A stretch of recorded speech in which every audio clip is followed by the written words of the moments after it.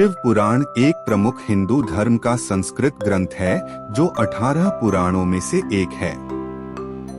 यह शैव धर्म के साहित्य का महत्वपूर्ण हिस्सा है और इसमें भगवान शिव और देवी पार्वती के साथ जुड़े अनेक किस्से और कथाएं हैं। यह ग्रंथ देवी देवताओं की महत्वपूर्णता को बताता है और उनका सम्मान करता है। शिव पुराण में शिव केंद्रित ब्रह्मांड विज्ञान, पौराणिक कथाएं, देवताओं के संबंध, नैतिकता, योग, तीर्थ स्थलों की महत्वपूर्णता, भक्ति, नदियों और भूगोल और अन्य विषयों पर अध्याय हैं। इस पाठ से शैववाद के साथ साथ धर्मशास्त्र और ऐतिहासिक जानकारी का भी पता चलता है। शिव पुराण के पुराने अध्यायों में महत्वपूर्ण वेदांत दर्शन की बातें दी गई हैं। इस ग्रंथ का पाठ करके आप शिव पुराण से जुड़े रोचक जानकारियों का आनंद उठा सकते हैं। तो अब चलिए जानते हैं कि शिव पुराण का पाठ कैसे किया जा सकता है और इससे जुड़ी और भी रोचक जानकारियां कैसे प्राप्त की जा सकती हैं। सभी पुराणों में शिव पुराण को सबसे प्रमुख माना जाता है।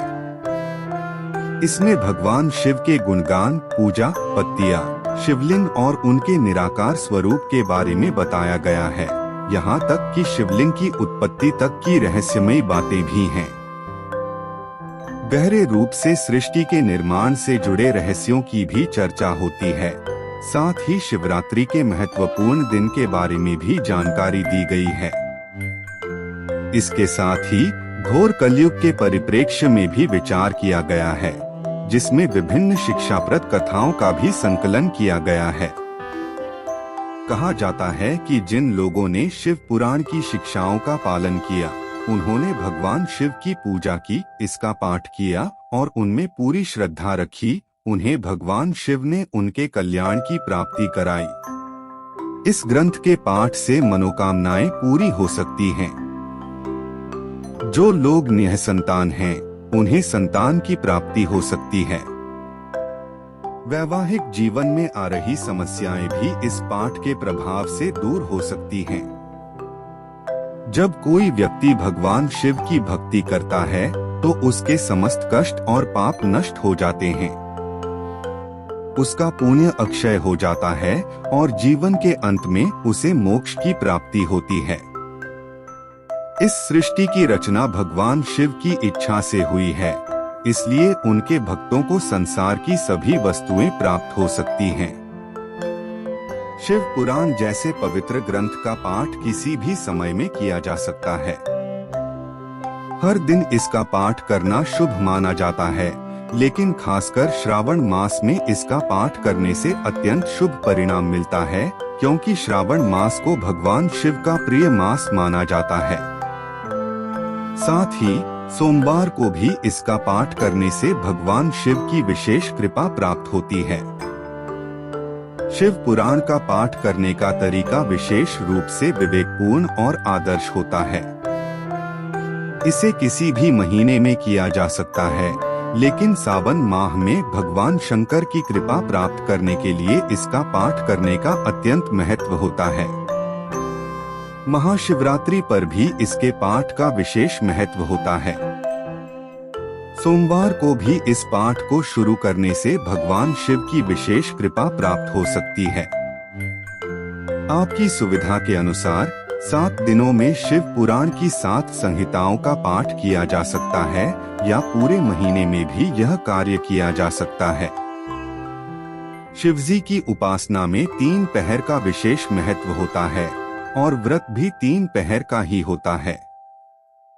इसलिए यदि संभव हो तो 3 पहरों में आने वाले विघ्नों की निवृत्ति के लिए 3 पहरों में कथा सुननी चाहिए। शिव पुराण का पाठ शुरू करने से पहले गणेश जी की पूजा करना बेहद महत्वपूर्ण है, क्योंकि शिव पुराण में भगवान के प्रकट होने के लिए विघ्ननाशक गणेश जी की कृपा का वर्णन है। उसके बाद शिवजी और माता पार्वती की पूजा करें और शिव परिवार के सभी सदस्यों की भी पूजा करें।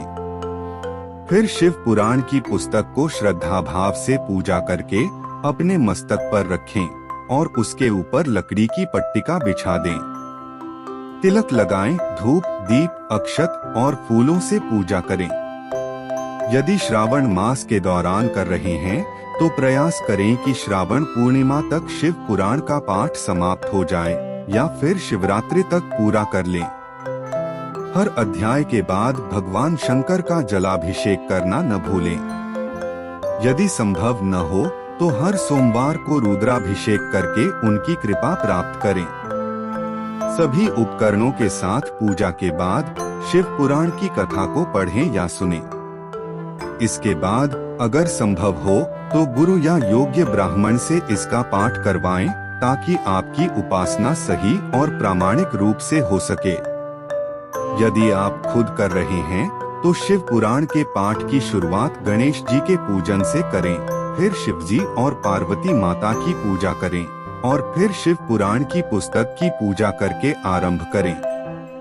पूरी कथा के बाद भगवान शिव को आभार और समर्पण के साथ धन्यवाद दें और उनके आशीर्वाद की प्राप्ति के लिए दान दक्षिणा दें।